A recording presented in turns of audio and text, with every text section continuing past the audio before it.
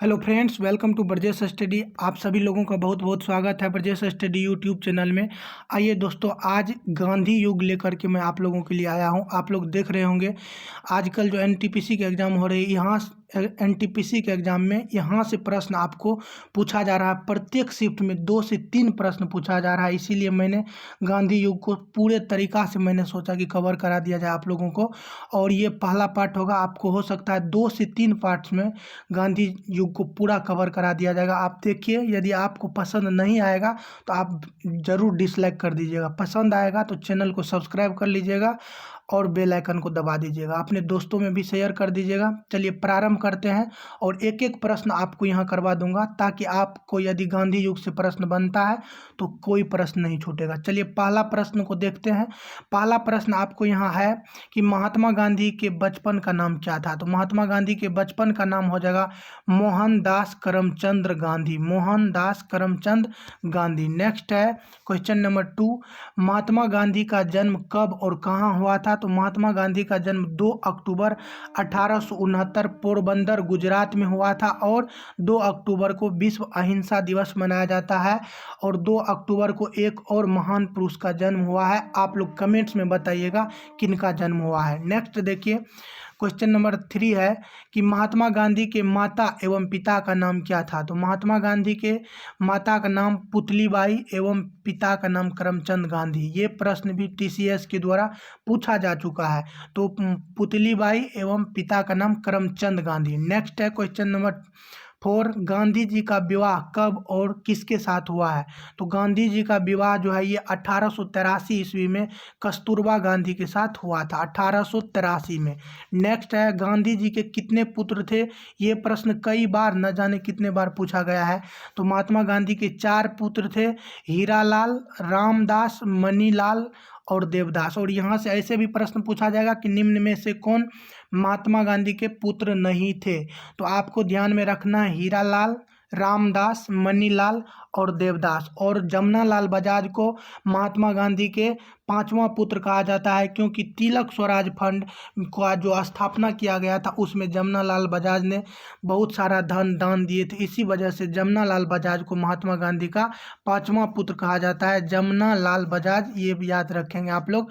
Next है question number 6, 1892 में गांधी जी किसके मुकदमे की पैरवी हेतु दक्षिण अफ्रीका गए थे। तो 1892 ईस्वी में जो है महात्मा गांधी गुजरात के दादा अब्दुल्ला एंड भाई कंपनी, इनके पैरवी में कहाँ गए थे, दक्षिण अफ्रीका। 1892 ईस्वी में दादा अब्दुल्ला भाई एंड कंपनी की पैरवी करने के लिए, यानी मुकदमा लड़ने गए थे। नेक्स्ट है गांधी जी दक्षिण अफ्रीका में नटाल इंडिया कांग्रेस की स्थापना कब किए थे। तो नटाल इंडिया कांग्रेस की स्थापना गांधी जी के द्वारा अफ्रीका में किया गया था। यहाँ से याद रखेंगे नटाल इंडियन कांग्रेस की स्थापना किसने किया, तो गांधी जी ने किया।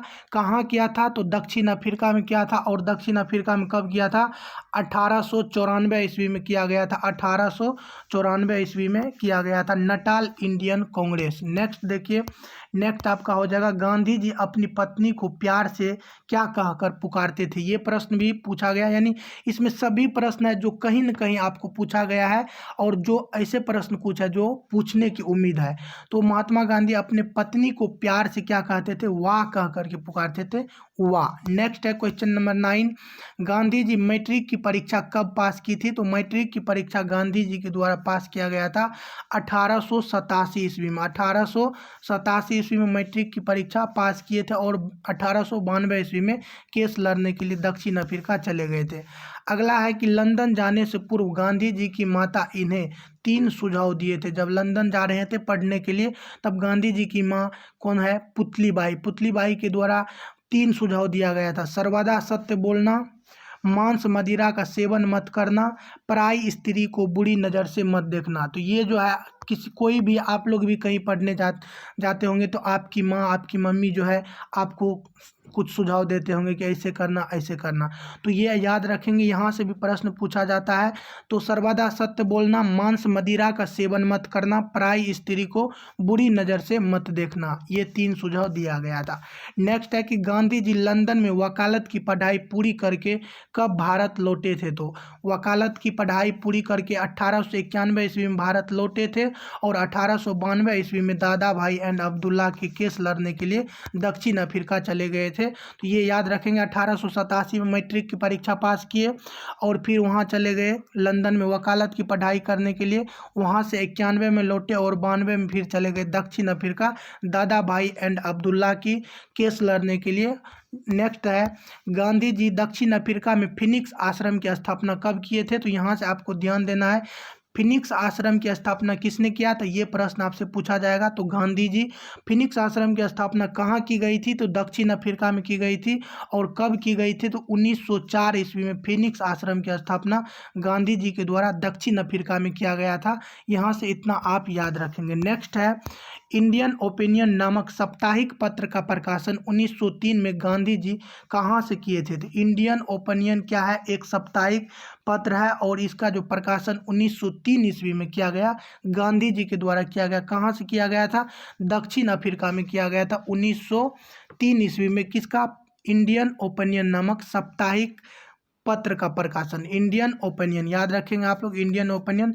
और फ्रेंड्स, आप लोग चैनल को जरूर सब्सक्राइब कर लीजिएगा, क्या? क्योंकि यहाँ पर आपको ऐसा ऐसा कंटेंट मिलेगा जहाँ से आपको प्रश्न आपके एग्जाम में बन रहा है। जितना भी डाला गया है वहाँ से देखिए, एक भी एग्जाम नहीं है जहाँ आपको 5 से 10, 10 से 15 प्रश्न देखने को नहीं मिल रहा होगा। नेक्स्ट देखिए, टॉल्स्टॉय फर्म की स्थापना जर्मन बाक की मदद से गांधी जी कब और कहाँ किए थे? तो यहाँ ध्यान देना है कि टॉल्स्टॉय फर्म की स्थापना किसने किया? तो ये किया है महात्मा गांधी ने। और इसमें सहयोग किनका था? तो सहयोग था बाक की मदद से गांधी जी ने कहाँ किए थे? जोहान्सबर्ग, दक्षिण अफ्रीका। और ये 1910 ईस्वी में। टॉल्स्टॉय फर्म की स्थापना आपको हो जाएगा 1910 ईस्वी में, जर्मन बाक की सहायता से जोहान्सबर्ग, दक्षिण अफ्रीका में किया गया था। नेक्स्ट है, क्वेश्चन नंबर यहाँ 15 हो जाएगा। गांधी जी को ट्रेन की प्रथम श्रेणी के टिकट होने के बावजूद भी इन्हें अपमानित कर सामान को ट्रेन से बाहर फेंक दिया गया था। यानी आपको यहाँ ध्यान देना है कि गांधी जी को ट्रेन की प्रथम श्रेणी का टिकट था, इसके बावजूद भी क्या क्या अपमानित करके ट्रेन से सामान को बाहर फेंक दिया गया। कब? तो दक्षिण अफ्रीका के प्रिटोरिया से डरबन शहर पहुंचने पर। यानी डरबन शहर जैसे ही पहुंचा वहां पर इस तरह का व्यवहार किया गया इनके साथ कि इनके सामान को बाहर फेंक दिया गया है। तो आप ऐसे याद रखेंगे कि आपको जैसे प्रिटोरिया और डरबन में थोड़ा सा कन्फ्यूजन होगा, तो आप ऐसे याद रखेंगे, जब महात्मा गांधी के सामान को बाहर फेंक दिया गया था तो फिर भी ये नहीं डरे थे, तो यानी डरबन में फेंका गया था। नेक्स्ट देखिए, नेक्स्ट है कि गांधी जी द्वारा पहली बार दक्षिण अफ्रीका में सत्याग्रह का प्रयोग कब किया गया था? तो पहली बार यानी इंडिया में यदि बात करेंगे तो 1917 में किया गया था, लेकिन दक्षिण अफ्रीका में पहली बार गांधी जी के द्वारा सत्याग्रह का प्रयोग कब किया गया था? तो ये आपको किया गया था 12 सितंबर 1906 ईस्वी को जोहान्सबर्ग के एम्पायर थिएटर में। 1906 जोहान्सबर्ग के एम्पायर थिएटर में आपको ये ऑल ओवर पूछा जाएगा कि पहली बार गांधी जी के द्वारा कब सत्याग्रह का प्रयोग किया गया था? तो 1906 ईस्वी में। कहाँ किया गया था? जोहान्सबर्ग के एम्पायर सिटी में। नेक्स्ट है, सॉरी यहाँ ध्यान देंगे, थोड़ा सा इसे बड़ा कर दूँ। आपको अगला ध्यान देना है, क्वेश्चन नंबर 17। गांधी जी हिंद स्वराज नामक पुस्तक की रचना कब किए थे? तो आपको ध्यान देना है, हिंद स्वराज पुस्तक से भी प्रश्न पूछा जा चुका है 4-5 शिफ्ट में। तो गांधी जी हिंद स्वराज नामक पुस्तक की रचना किए थे 1909 ईस्वी में। 1909 ईस्वी में हिंद स्वराज नामक पुस्तक की रचना कब किए थे? गांधी जी 1909 ईस्वी में। नेक्स्ट है, गांधी जी के किस पुस्तक में स्वराज शब्द का उल्लेख किया गया है?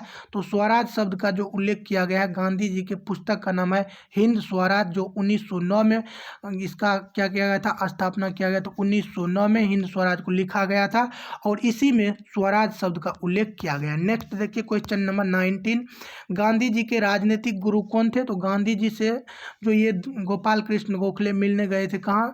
दक्षिण अफ्रीका। और वहीं पर इनको क्या किया गया? गोपाल कृष्ण गोखले को राजनीतिक गुरु बना लिया गया। और गोपाल कृष्ण गोखले के जो गुरु है ये है MG रनाडे, महादेव गोविंद रनाडे। नेक्स्ट देखिए, गांधी जी दक्षिण अफ्रीका से कब भारत वापस आए थे?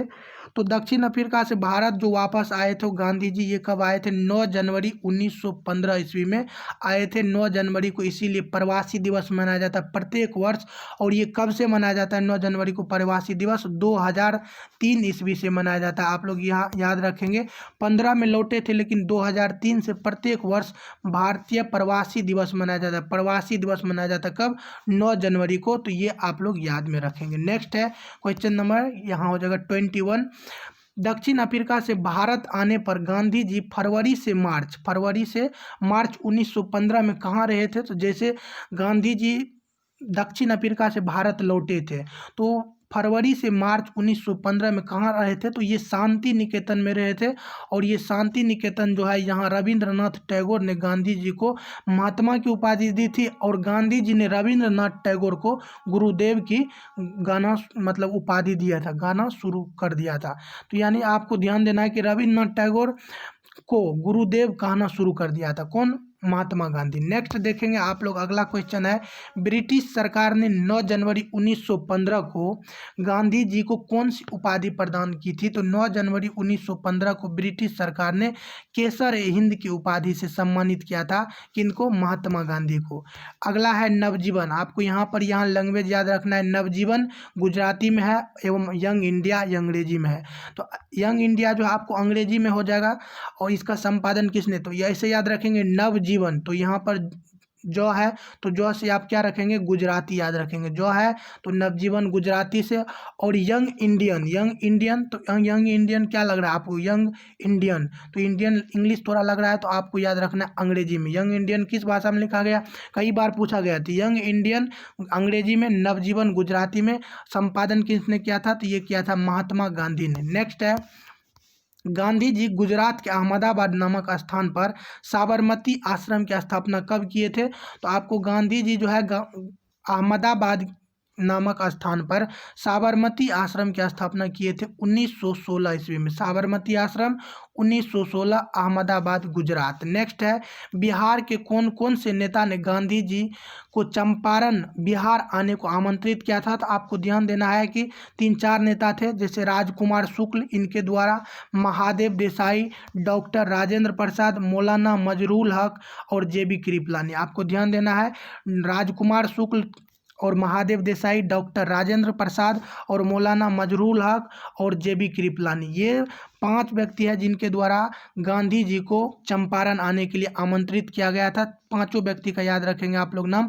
राजकुमार शुक्ल, महादेव देसाई, डॉक्टर राजेंद्र प्रसाद, मौलाना मजहरूल हक और जेबी कृपलानी। और जेबी कृपलानी जो है स्वतंत्रता के समय कांग्रेस के अध्यक्ष रहे हैं। ये प्रश्न भी आप लोग याद रखेंगे। और यहाँ पर मैं आपको बता दूं, और इन सभी 5 लोग में सबसे ज़्यादा फेमस जो है राजकुमार शुक्ल थे। तो आपको यदि 5 रहेगा तो 5 तो कभी रहेगा नहीं, लेकिन यदि 5 में से कोई एक रहेगा तो आपका वही आंसर होगा। लेकिन सबसे फेमस जो है, विशेष आग्रह किया गया था राजकुमार शुक्ल के द्वारा गांधी जी को। यहाँ पर ध्यान देना है, गांधी जी किसके विशेष आग्रह पर चंपारण आंदोलन में भाग लिए थे? तो ये लिए थे राजकुमार शुक्ल के विशेष आग्रह पर चंपारण आंदोलन में। और नेक्स्ट है कि राजकुमार शुक्ल किस गांव के रहने वाले थे? ये प्रश्न काफ़ी इंपॉर्टेंट है, क्योंकि यहाँ से भी प्रश्न कई बार पूछा गया है। तो राजकुमार शुक्ल जो है आपको ये हो जाएगा, आपको चंपारण वहाँ था, वहाँ का एक गांव था मुरली भरवा गांव के रहने वाले थे। देख रहे होंगे आप लोग, यहाँ मुरली भरवा गांव के रहने वाले थे राजकुमार शुक्ल। नेक्स्ट है क्वेश्चन नंबर 28, चंपारण में किसानों को किस पद्धति के आधार पर नील की खेती करनी पड़ती थी? तो चंपारण में जो है किसानों को 3 कठिया पद्धति के आधार पर 3/20 भाग पर नील की खेती करनी पड़ती थी। यहाँ से आपको जो है ये 3 कठिया प्रणाली है, या कभी कभी आपको मिलेगा कि चंपारण में किसानों को कितना प्रतिशत भूमि पर नील की खेती करना पड़ रहा था। तो आपको 3/20 को प्रतिशत में बदल देना है, तो आप बदलेंगे तो आपको 15% आ जाएगा।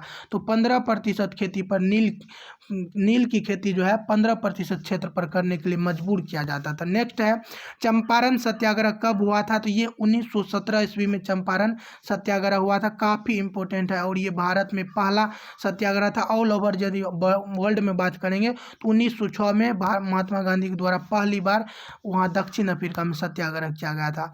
चंपारण सत्याग्रह किससे जुड़े थे? तो ये जो जुड़े थे चंपारण सत्याग्रह किसानों की समस्या नील की खेती, किसानों की समस्या नील की खेती, जिसमें 3/20 भाग 3 कठिया या इसे गिरमिटिया पद्धति भी कहा गया। इसमें 15% खेती करने के लिए मजबूर किया गया था किसान को, नील की खेती। अगला है कि 3 कठिया प्रणाली को और क्या कहते हैं? तो 3 कठिया प्रणाली को और क्या कहते हैं? गिरमिटिया प्रणाली कहते हैं, गिरमिटिया प्रणाली कहते हैं। इसे याद रखेंगे, गिरमिटिया प्रणाली कहते हैं।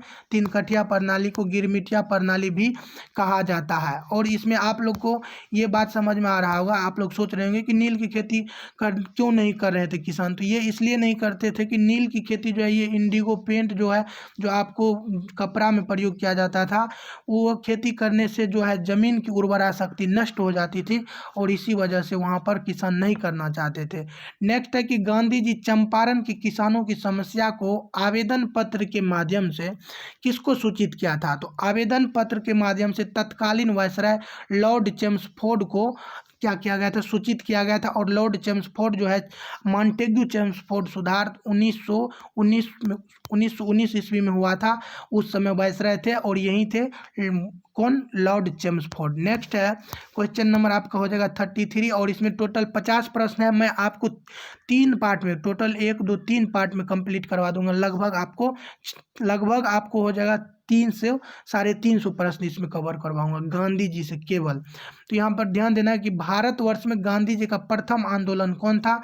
तो भारतवर्ष में चंपारण सत्याग्रह 1917 ईस्वी में, और इससे जब बात करेंगे तो दक्षिण अफ्रीका में 1906 में पहली बार सत्याग्रह किया गया था। आप ध्यान देंगे, यहाँ क्वेश्चन नंबर 34 है, प्रथम विश्व युद्ध में गांधी जी द्वारा भारतीयों को सेना में भर्ती होने के लिए कहा गया, इसीलिए महात्मा गांधी को प्रथम विश्व युद्ध के दौरान क्या कहे जाने लगे? यानी प्रथम विश्व युद्ध के दौरान गांधी जी के द्वारा भारतीय लोगों को विश्व युद्ध में शामिल किया गया था और इसी वजह से गांधी जी को भर्ती करने वाला सार्जेंट भी कहा गया। तो भर्ती करने वाला सार्जेंट भी कहा गया गांधी जी को। प्रथम विश्व युद्ध में ब्रिटिश सरकार को सहयोग देने के उपरांत गांधी जी को कौन सी उपाधि दी गई थी? तो गांधी जी को उपाधि दी गई थी केसर ए हिंद की उपाधि, केसर ए हिंद।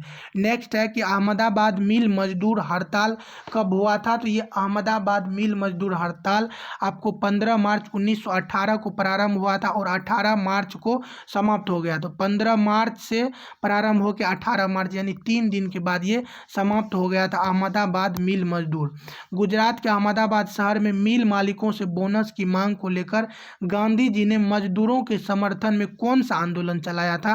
तो इस आंदोलन का ही नाम था अहमदाबाद मिल मजदूर आंदोलन। नेक्स्ट है, अहमदाबाद मिल मालिक का नाम क्या था? तो मिल का जो मालिक था, तो उन मालिक का नाम था अंबालाल साराभाई, अंबालाल साराभाई। नेक्स्ट है, गांधी जी ने किस आंदोलन में सर्वप्रथम भूख हड़ताल अनशन का प्रयोग किया था?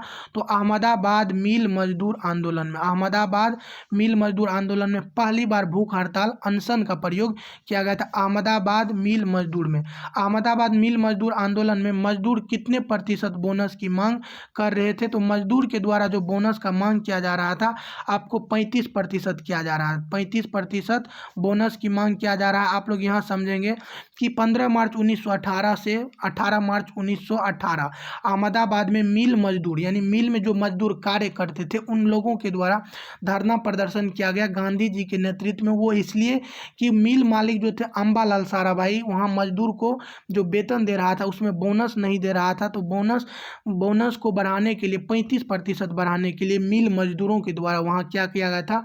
आप हड़ताल किया गया था और पहली बार इसी हड़ताल में भूख का प्रयोग यानी अनशन का प्रयोग किया गया था। मिल मालिक अंबालाल साराभाई के बहन का क्या नाम था जिसने गांधी जी के साथ अनशन पर बैठी थी? तो ये प्रश्न काफ़ी इंपॉर्टेंट है कि आपको ध्यान देना है कि मिल मालिक तो अंबालाल साराभाई था और गांधी जी और मजदूर उनके विरोध में बैठे थे और उसी विरोध में जो है मजदूर के साथ यानी गांधी जी के साथ मिल मालिक की जो बहन थी अनसुईया लाल साराभाई, ये भी बैठी थी। देखिए ये कितने अच्छी थी कि अभी कोई बैठेंगे अपने भाई के विरोध में, नहीं बैठेंगी।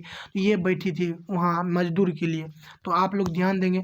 नेक्स्ट है, गांधी जी अहमदाबाद मिल मजदूर आंदोलन के दौरान किसका गठन किया था? तो अहमदाबाद मिल मजदूर आंदोलन के दौरान गठन किया गया था Ahmedabad textile labour, Ahmedabad textile labour का गठन किया गया था अहमदाबाद मिल मजदूर के दौरान। नेक्स्ट है, गुजरात में खेरा आंदोलन कब हुआ था? तो खेरा आंदोलन जो है आपको ये 1918 ईस्वी में हुआ था। खेरा आंदोलन 1918 ईस्वी में आपको ध्यान देना है। पहले अहमदाबाद मिल मजदूर हुआ, उसके बाद 18 में ही, पहले तो अहमदाबाद मिल मजदूर आंदोलन कब हुआ? 1918 में हुआ, मार्च में हुआ था। और ये जो है खेरा सत्याग्रह, आपको खेरा आंदोलन, ये अहमदाबाद मिल मजदूर के बाद हुआ है। तो कभी कभी आपको क्रम में सजाने के लिए भी बोलेगा, तो आप याद रखें खेरा बाद में हुआ था। नेक्स्ट है कि खेरा आंदोलन के दौरान गांधी जी ने कौन से नारे दिए थे? तो खेरा आंदोलन के दौरान गांधी जी के द्वारा ये नारा दिया गया था, लगान मत दो, यानी कर मत दो, कर मत दो। नेक्स्ट है, खेरा आंदोलन का संबंध किससे है? तो खेरा आंदोलन का संबंध है खेरा के किसान फसल नष्ट हो जाने के कारण लगान को स्थगित करने से। तो फसल जैसे नष्ट हो गया, तो पहले ऐसा नियम था कि फसल यदि नष्ट भी हो गया है तो आपको जो है कर देना ही पड़ेगा, आप जैसे दीजिए। तो लेकिन यहाँ नष्ट हो गया था तो किसान सोच रहे थे कि नहीं देना पड़ेगा, इसी और वहाँ अंग्रेजों के द्वारा मांग किया जा रहा था कि आपको देना ही पड़ेगा, तो इसी वजह से वहाँ पर खेरा आंदोलन किया गया था। नेक्स्ट ध्यान देंगे आप लोग, क्या है खेरा आंदोलन में? खेरा कौन कौन पहुँचे थे? खेरा जो पहुँचे थे ये गांधी जी पहुँचे थे, विट्ठल भाई पटेल पहुँचे थे, वल्लभ भाई पटेल पहुँचे थे और इंदु लाल याग्निक पहुँचे थे। तो ध्यान देंगे, गांधी जी, विट्ठल भाई पटेल, वल्लभ भाई पटेल, इंदु लाल याग्निक, इन लोगों के द्वारा खेरा पहुँचा गया था। नेक्स्ट है क्वेश्चन नंबर 47, रोलेक्ट एक्ट कब लागू हुआ था? तो रोलेक्ट एक्ट जो आपको लागू हुआ था ये 8 मार्च 1919 ईस्वी में लागू हुआ था, 8 मार्च 1919। अगला है, न अपील, न दलील, न वकील के प्रावधानों से युक्त कौन सा कानून था? तो ये कानून था रोलेक्ट एक्ट, और इसे काला कानून भी कहा गया है। रोलेक्ट एक्ट को क्या कहा गया है? काला कानून, काला कानून। रोलेक्ट एक्ट को और किस नाम से जाना जाता है? तो रोलेक्ट एक्ट को और नाम से जाना जाता है काला अधिनियम, आतंकवादी अपराध अधिनियम, आतंकवादी अपराध और काला अधिनियम के नाम से रोलेक्ट एक्ट को जाना जाता है। नेक्स्ट है कि सर सिडनी रोलेक्ट की अध्यक्षता में किस कमेटी का गठन किया गया था? तो सर सिडनी रोलेक्ट की अध्यक्षता में रोलेक्ट एक्ट 1918 इसका गठन किया गया था। रोलेक्ट एक्ट 1918 का जो गठन किया गया था आपको किसके अध्यक्षता में? सर सिडनी रोलेक्ट की अध्यक्षता में किया गया था। आप ध्यान देंगे यहाँ पर रोलेक्ट एक्ट जो आपका हो जाएगा, यहाँ पर रोलेक्ट एक्ट जो गठन किया गया था आपको कब किया गया था? आपको ध्यान देना है, यहाँ रोलेक्ट एक्ट का गठन किया गया था आपको सिडनी रोलेक्ट की अध्यक्षता में कब किया गया था? 1918 में किया गया था। ये 1919 में आया था, लेकिन इसका जो गठन किया गया था आपको गठन किया गया था 1918 में ही। किनके अध्यक्षता में? सर सिडनी रोलेक्ट की अध्यक्षता में। और फ्रेंड्स यदि आप इसका PDF चाहते हैं तो PDF के लिए टेलीग्राम डिस्क्रिप्शन में लिंक दिया हुआ है, टेलीग्राम से जुड़ जाइए, वहाँ पर आपको 1-2 दिन के अंदर PDF अवेलेबल करवा दिया जाएगा। और चैनल को यदि आप नए हैं तो ज़रूर सब्सक्राइब कर लीजिएगा, अपने दोस्तों को भी शेयर कर दीजिएगा। फिर मैं इसका अगला पार्ट्स लेकर के आऊँगा और टॉपिक वाइज में सभी को कवर करवा दूंगा जो आपके एग्जाम में अभी आ रहे हैं। चलिए फिर आपसे मिलेंगे अगले वीडियो में, तब तक के लिए जय हिंद, जय युवा।